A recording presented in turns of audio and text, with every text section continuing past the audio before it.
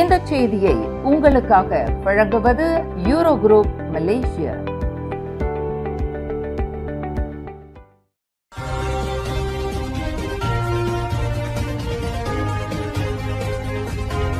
வணக்கம். திசைகளின் 5 மணி செய்திகள். கெடா, பெர்லிஸ் மாநிலங்களில் பரிக்காத்தானை எதிர்கொள்ள புதிய வியூகம். முன்கூட்டியே தேர்தல் பிரச்சாரத்தை தொடங்குகிறது PKR. பரிக்காத்தான் நேஷனல் ஆட்சி செய்யும் கெடா மற்றும் பெர்லிஸ் மாநிலங்களில் இன்னும் 2 வாரங்களில் தேர்தல் இயந்திர பணிகளை PKR கட்சி முன்கூட்டியே தொடங்கும் என்று அக்கட்சியின் தேர்தல் இயக்குநரும் உதவி தலைவருமான டத்தோஸ்ரீ அமீருடின் ஷாரி அறிவித்துள்ளார். இன்று ஞாயிற்றுக்கிழமை மலாக்காவில் நடைபெற்று வரும் PKR தேசிய மாநாட்டில் நிறைவுரையாற்றிய அமீருடின் எதிர்வரும் தேர்தலுக்கான களப்பணிகளை கட்சி உறுப்பினர்கள் உடனடியாக தொடங்க வேண்டும் என்று வலியுறுத்தினார். அதேவேளையில் தேர்தல் குழுவின் கட்டமைப்பு இன்னும் 2 வாரங்களில் நிறைவடையும் என்றும் எதிர்வரும் தேர்தலில் PKR தீவிரமாக களமிறங்கி போராடும் என்றும் சிலாங்கூர் மாநில மந்திரி பசாருமான அமீருடின் குறிப்பிட்டார். நேற்று சனிக்கிழமை கெடா மாநில மந்திரி பசாரும் பரிக்காத்தான் நேஷனல் கூட்டணியின் தேர்தல் இயக்குநருமான டத்தோஸ்ரீ முகமது சனூசி முகமது நூர் சிலாங்கூரை தளமாக கொண்டு அந்த மாநிலத்திலும் பக்காத்தான் ஹரப்பானை தோற்கடிக்க பாஸ் இலக்கு கொண்டுள்ளதாக தெரிவித்திருந்தார். நாட்டின் முக்கிய பொருளாதார மையமாக சிலாங்கூர் மாநிலம் விளங்குவதால் அந்த மாநிலம் முக்கிய இலக்காக இருப்பதாக சனூசி குறிப்பிட்டிருந்தார். இந்நிலையில்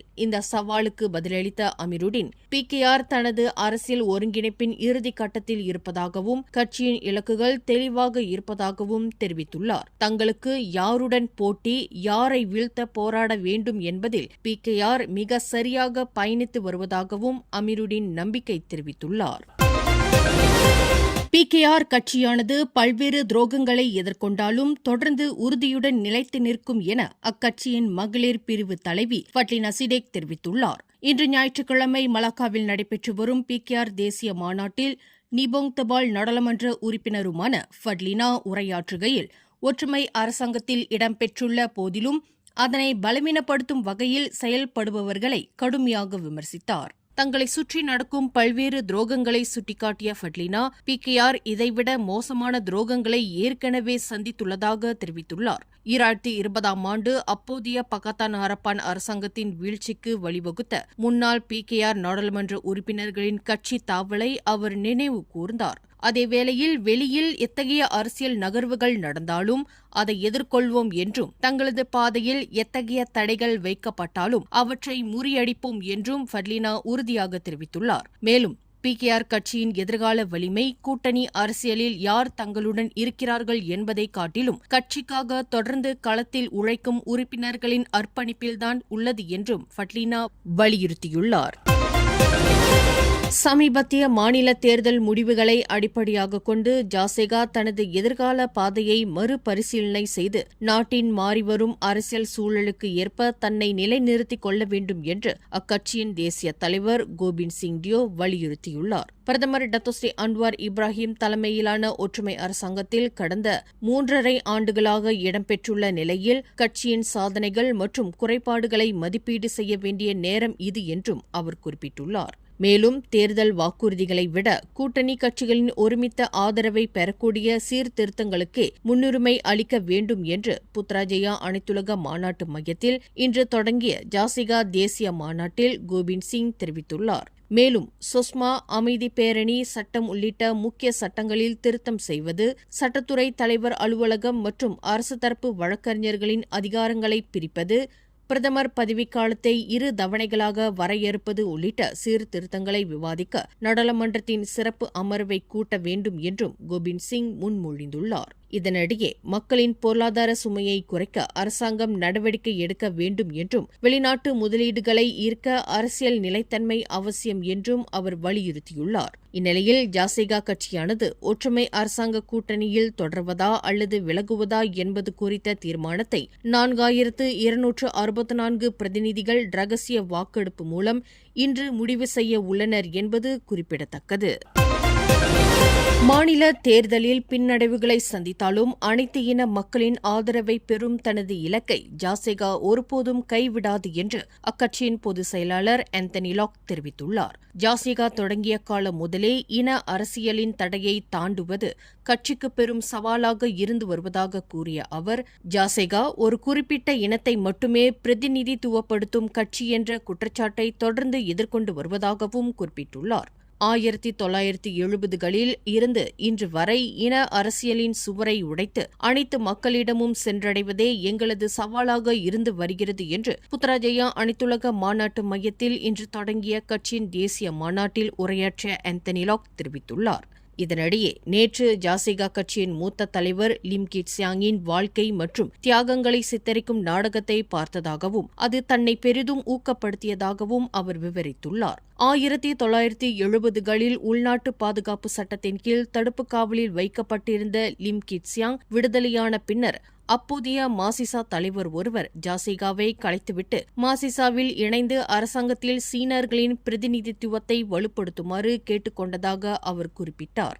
என்றாலும் அந்த முன்மொழிவை நிராகரித்த லிம் கிட்சியாங், ஜாசெகா என்பது சீனர்களுக்காக மட்டுமல்ல அனைவருக்குமானது என்ற நிலைப்பாட்டில் உறுதியாக இருந்ததாகவும் ஆந்தனி லாக் தெரிவித்துள்ளார். இதனிடையே கடந்த ஆகஸ்ட் 1ஆம் தேதி நடைபெற்ற நெகிரி செம்பிலான் மாநில தேர்தலில் ஏற்பட்ட தோல்விக்காக கட்சி உறுப்பினர்களிடம் ஆந்தனி லாக் மன்னிப்பும் கேட்டுக் கொண்டார். எதிர்கொள்ளும் சவால்கள் எவ்வளவு கடுமையாக இருந்தாலும் ஜாசெகா தனது பல இன கொள்கையிலிருந்து பின்வாங்கக்கூடாது என்றும் ஆந்தனி லாக் வலியுறுத்தியுள்ளார். மலாக்கா மாநில சட்டமன்றத்தின் 28 தொகுதிகளில் 15 தொகுதிகளுக்கான வேட்பாளர்களை பெர்சமா கட்சி அறிவித்துள்ளது. இதன் மூலம் மலாக்கா மாநில தேர்தலுக்கான வேட்பாளர்களை முதலில் அறிவித்த கட்சியாக பெர்சமா மாறியுள்ளது. அக்கட்சியின் வேட்பாளர் பட்டியலில் அம்னோ இளைஞர் பிரிவு தலைவர் டாக்டர் முகமது அக்மால் சலேயின் மூத்த சகோதரரான டாக்டர் முகமது சோலேஹின் சலே இடம்பெற்றுள்ளார். அவர் பெம்பான் தொகுதியில் போட்டியிடுகிறார். இந்நிலையில் மாநில சட்டமன்றம் கலைக்கப்படுவதற்கு முன்பே வேட்பாளர்களை அறிவித்ததன் மூலம் வாக்காளர்கள் தங்களது தொகுதி வேட்பாளர்களையும் அவர்களது திட்டங்களையும் மதிப்பிடுவதற்கு போதிய கால அவகாசம் கிடைக்கும் என்று நேற்றிரவு மலாக்கா பாருவில் நடைபெற்ற வேட்பாளர் அறிவிப்பு நிகழ்வில் அக்கட்சியின் இணை நிறுவனரான டத்தோஸ்ரீ ரஃபிசி ரம்லி தெரிவித்துள்ளார். மலாக்கா முதலமைச்சர் டத்தோஸ்ரீ அப்துல் ரவுஃப் யூசோ மாநில சட்டமன்றத்தை கலைப்பது குறித்து யோசிப்பதற்கு முன்பே நாங்கள் இதை செய்கிறோம் என்றும் அவர் குறிப்பிட்டுள்ளார். இதனிடையே பெர்சமா போட்டியிடும் மற்ற தொகுதிகள் குவாலலிங்கி, ரிம்பியா, காடேக், மாச்சாப் ஜயா, சுங்காய் உடாங், பாயரும்போட், கிளேபாங், பெங்காலான் பத்து, ஐர்க்ரோ, புக்கெட் கத்தேல், கசிடாங், கோத்தா லக்சமனா, தொலோக் மாஸ் மற்றும் சிர்காம் ஆகியவையாகும். வேட்பாளர்களின் பின்னணி,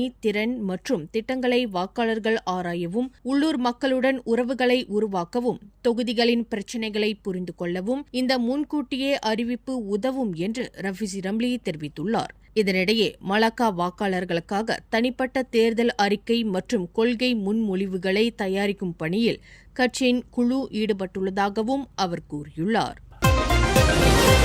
மஜ்லிஸ் அமானா ராயட் எனப்படும் மாரா கல்வி நிறுவனத்தில் குறைந்தது 8 மாணவர்களுக்கு பாலியல் தொல்லை கொடுத்ததாக எழுந்த குற்றச்சாட்டை தொடர்ந்து சம்பந்தப்பட்ட ஊழியர் ஒருவர் உடனடியாக இடைநீக்கம் செய்யப்பட்டுள்ளார். இதுகுறித்து அதன் தலைவர் அஷ்ரப் வஜ்ரி டுசிகி வெளியிட்டுள்ள தகவலில், இந்த விவகாரம் தொடர்பாக முழுமையான விசாரணை தடையின்றி நடைபெறுவதற்காக ஊழியர் உடனடி இடைநீக்கம் செய்யப்பட்டதாக தெரிவித்துள்ளார். பாதிக்கப்பட்டதாக கூறப்படும் மாணவர்கள் சிலர் தமக்கு நேரடியாக குறுஞ்செய்திகள் அனுப்பியதன் மூலம் இந்த விவகாரம் தெரிய வந்ததாகவும் அவர் குறிப்பிட்டுள்ளார். இதையடுத்து மாரா நிர்வாகத்துக்கு உடனடியாக நடவடிக்கை எடுக்க உத்தரவிட்டதாகவும் அவர் தெரிவித்துள்ளார். அதேவேளையில் இது குற்றவியல் விவகாரம் என்பதால் போலீசில் புகார் அளிக்குமாறு மாணவர்களை வலியுறுத்தியதாகவும் அவர் தமது முகநூல் பதிவில் குறிப்பிட்டுள்ளார்.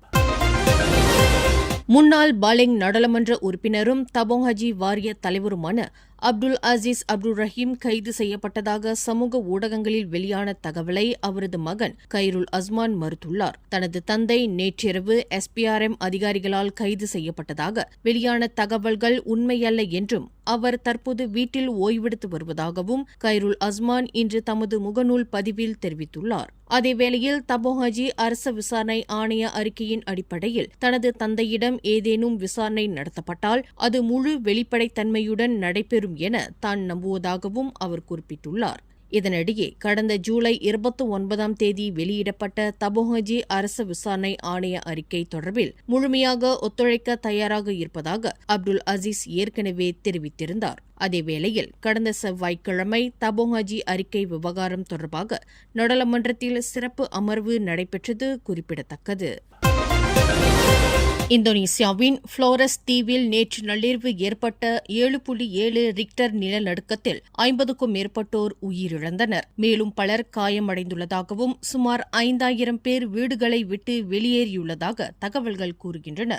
இந்த சக்தி வாய்ந்த நிலநடுக்கத்துக்கு பின்னர் 341 அதிர்வுகள் பதிவாகியுள்ளன. பல பகுதிகளில் மின்சாரம், தொலைத்தொடர்பு துண்டிக்கப்பட்டுள்ளதுடன் மீட்பு பணிகளுக்கான சில சாலைகளும் சேதமடைந்துள்ளன. பாதிக்கப்பட்ட மக்கள் உணவு, குடிநீர், மருந்துகள் மற்றும் குழந்தைகளுக்கான டைப்பர்கள் அவசரமாக தேவைப்படுவதாக அந்நாட்டு ஊடகங்கள் கூறுகின்றன.